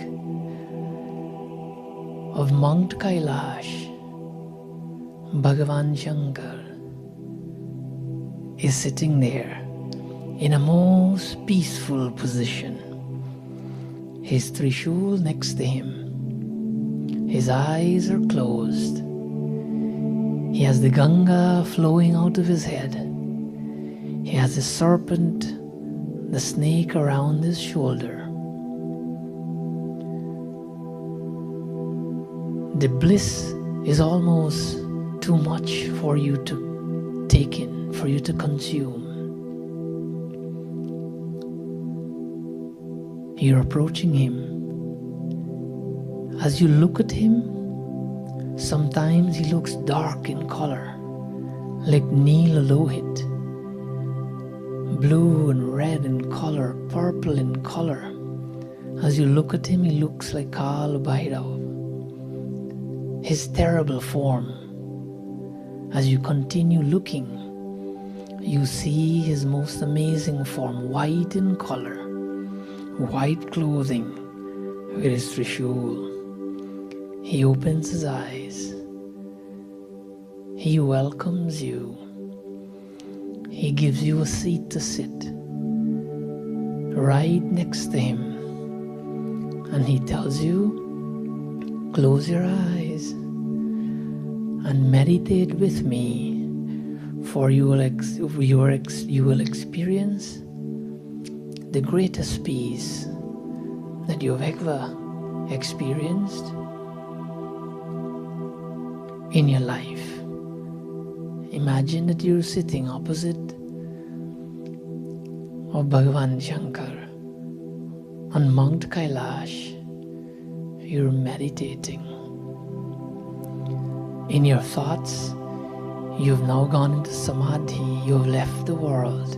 You've joined Bhagavan Shankar in deep meditation.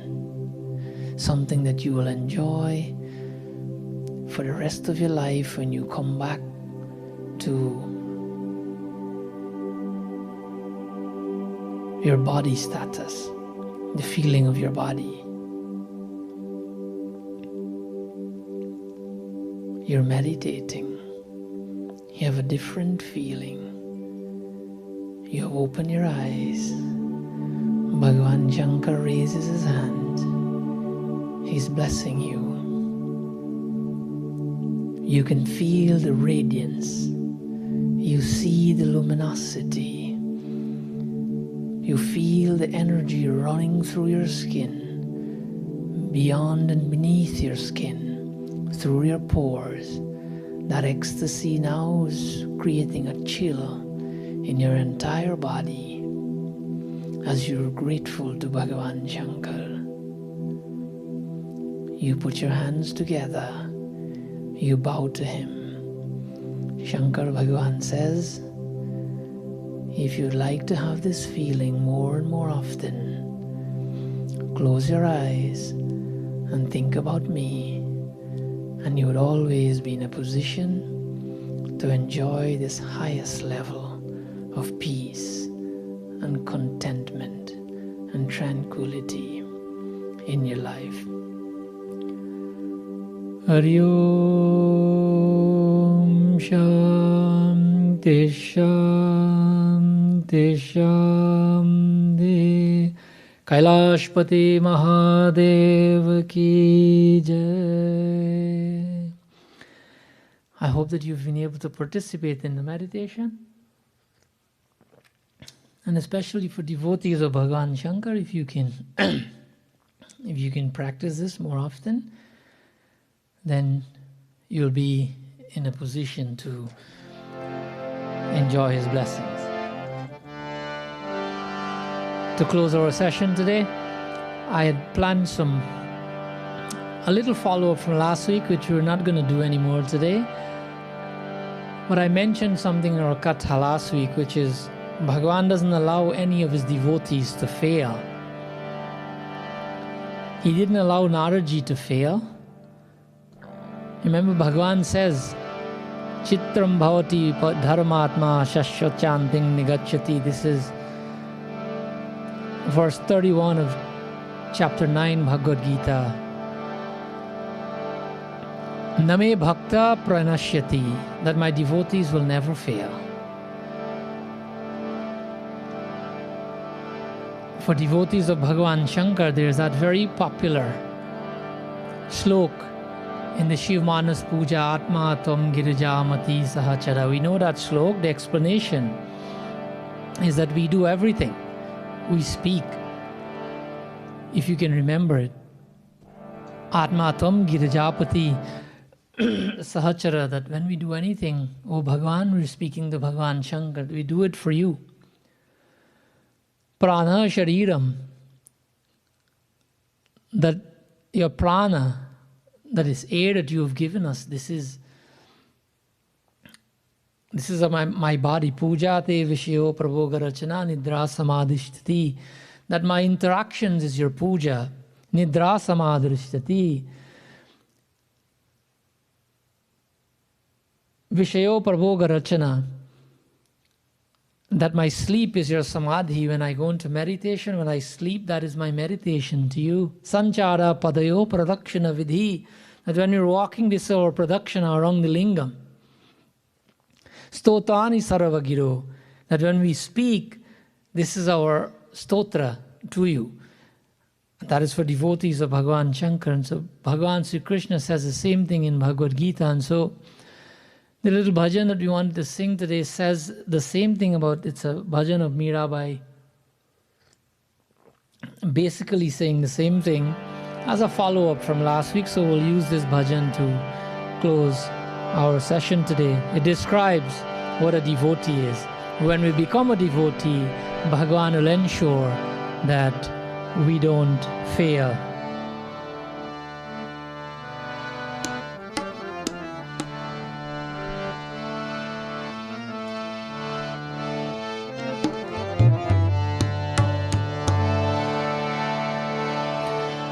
Hayakho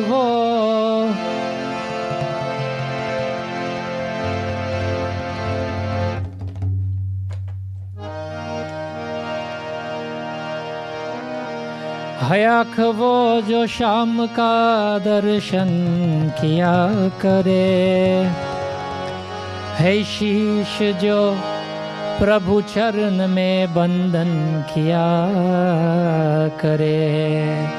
Hayakho. This explains Mirabai as a devotee. Akhvo, that these eyes that we have, jo sham ka darshan kiya kare, that we should use them to get the darshan of Bhagavan. Hayakho jo sham ka darshan kiya kare, hai sheesh jo prabhu charan mein bandhan kiya kare. Hai sheesh, our head, we should use it to do bandhan, namaskar to Bhagavan. बेकार वो मुख है जो रहे व्यर्थ गातो, बेकार वो मुख है जो रहे व्यर्थ बातों में, मुख मोह जो हरि नाम का सुमिरन किया करे.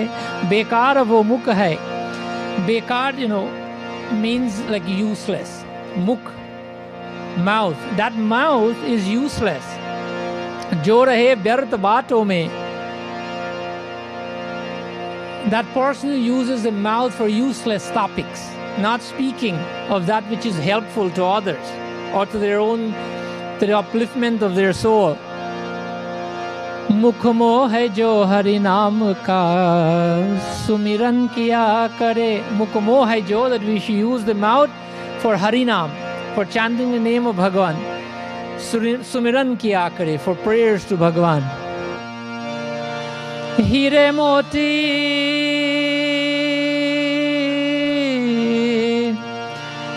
moti se nahi shobha hai haath ki. Hire moti se nahi. Hire moti, diamond and pearls. Hire moti se shobha hai haath ki, that we wear those on our hands, right? Bangles and things like that. But we should not limit the uses of our hands for our own benefit and purpose, for domestic chores and to dress them up with hire and moti. Instead, what we should do? Hai haath jo Bhagwan ka pujan kiya kare. That the hands should be used for Bhagwan's puja. मर कर भी अमर नाम है उस जीव का जग में, प्रभु प्रेम में है बलिदान जो जीवन किया करे. मर कर भी अमर नाम, मर कर, when we leave this body, अमर नाम, we will become immortal. In what way would become immortal? In addition to attaining Vaikun, उस जीव का जग में, that will become immortal. Why? Because प्रभु प्रेम में है बलिदान जो जीवन किया करे. That we would have used this body, this gift that we got from God, for His purpose. When we do that, we become immortal by setting the right examples for others. The greatest example, the greatest way to teach is by example. Bhagavad Gita says that. Science says that. It is not what you tell people that would make a great impact on them. If you want them to follow, lead by example. If you want your life to be immortal, then Prabhu Prema mein hai balidana jo jivan kiya kare. That use it to serve Bhagwan, and then you'll be able to become immortal as well.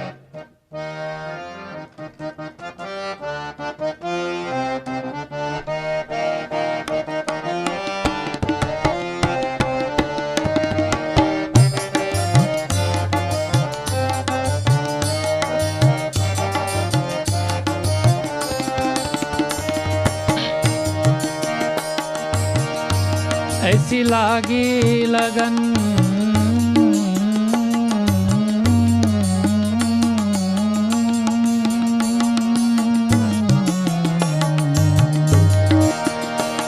ऐसी लागी लगन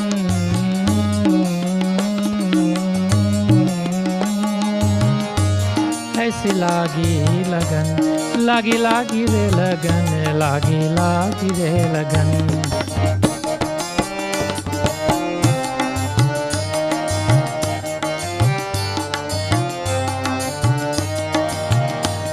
ऐसी लागी लगन मेरा हो गए मगन ऐसी लागी लगन मेरा हो गए मगन वो तो गली हरी गली गुन गाने लगी महलों में पली बन की जोगन चली महलों में पली बन की जोगन चली मीरा रानी दीवानी कहाने लगी ऐसी लागी लगन ऐसी लागी लगन that this is the way Mirabai worship. Mahalo mein pali ban ki jogan chali. That is, she's from a mahal. She's from a king's family. However, Mira Rani Diwani ban ki, she lives like a yogi. वो तो गली गली हरी गुन गाने. Every street, every gully that she walks through, one thing is only in her ऐसी लागी लगन मेरा हो गई मगन. That she chants the name of Bhagwan, whatever she was doing, wherever she was going, just like a yogi does, coming from the family of a king, but she lived the life of a devotee.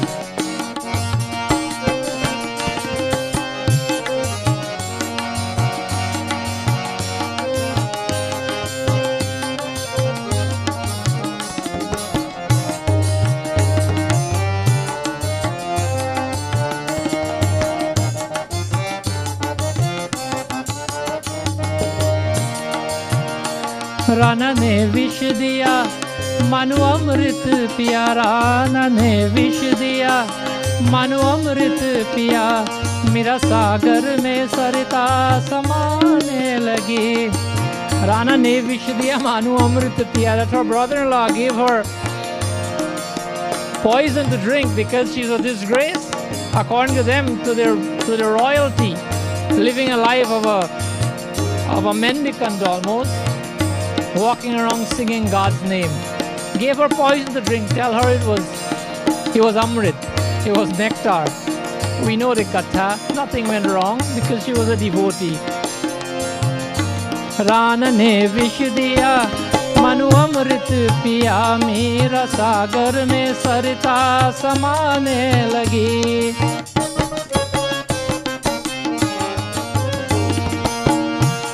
Rana ne vish diya, manu amrit piya, मेरा सागर में सरता समाने लगी. दुख लाको सहे मुख से गोविंद कहे, मेरा गोविंद गोपाल गाने लगी. वो तो गली हरी गली गुन गाने लगी. ऐसी लागी लगन मेरा हो गए मगन, ऐसी लागी लगन मेरा हो गए मगन. वो तो गली हरी गली गुन गाने लगी.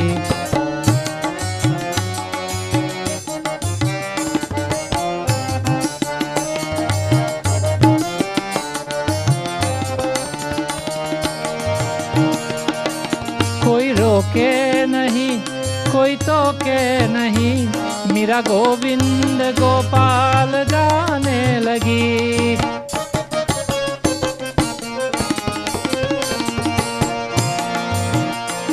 कोई रोके नहीं कोई टोके नहीं, मेरा गोविंद गोपाल गाने लगी. बैठी संतों की संग रंगी मोहन की रंग, बैठी संतों की संग रंगी मोहन की रंग. मेरा प्रेमी प्रीतम को मनाने लगी. वो तो गली गली गली गली गली गली हरी गुन गाने लगी. ऐसे लागी लगन मेरा हो गए मगन, ऐसे लागी लगन मेरा हो गए मगन. वो तो गली हरी गली गुन गाने लगी. ऐसे लागी लगन महलों में पली बन की जोगन चले, महलों में पली बन की जोगन चले, महलों में पली बन की जोगन चले, बन की जोगन चले, बन की जोगन चले, बन की जोगन चली.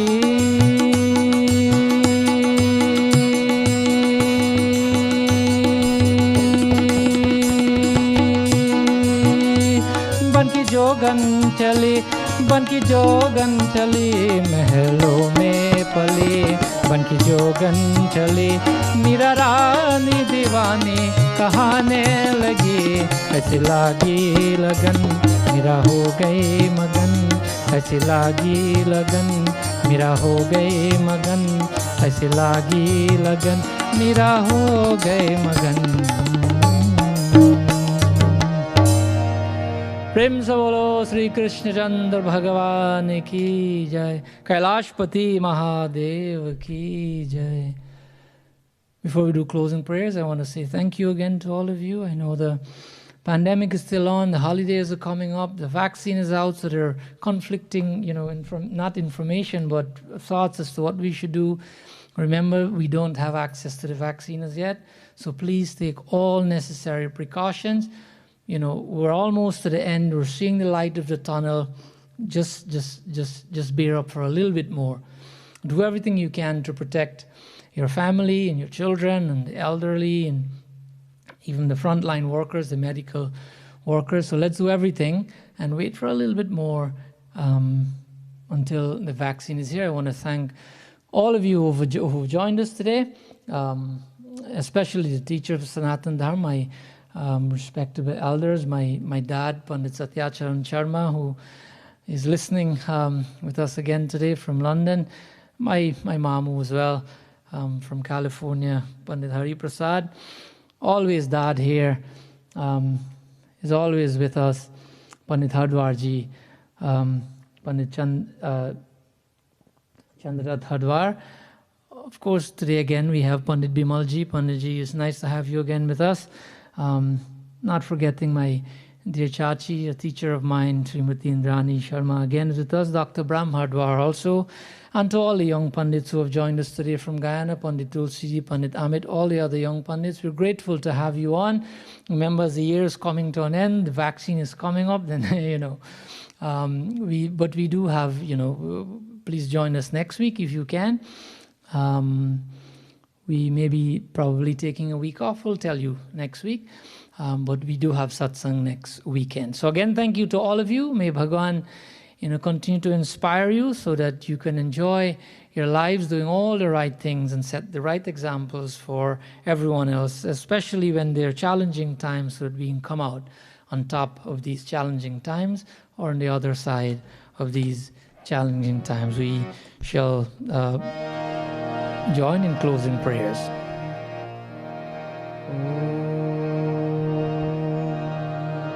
Kayena vacha manasendriyaiva buddhyatmana va prakrite swabhavat karomi adyat sakalam parasmai narayanaayeti samarpayami om bar bar barmadao harshidehu shrirang parasarojana payani bhakti sada satsang om tvameva mata cha pita tvameva bandhush cha sakha tvameva vidya dravinam tvameva sarvam mama deva deva umapati mahadev ki jai pavan sut hanuman ki jai siyabad ramchandra ki jai sharanam prabhu sab santan ki jai jai sitaram.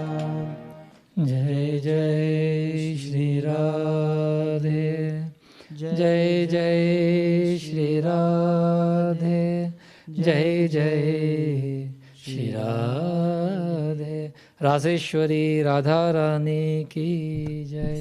Until we see again, may Bhagwan keep you safe. Vrindavan Bihari Lal ki jai.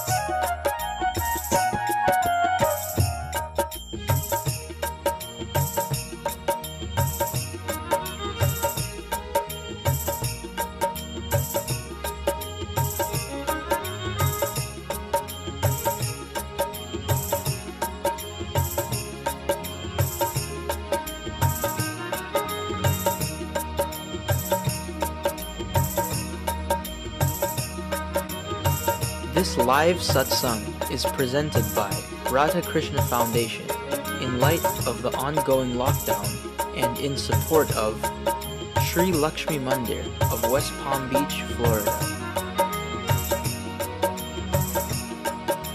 Radha Krishna Dham of number 73 Village, Guyana.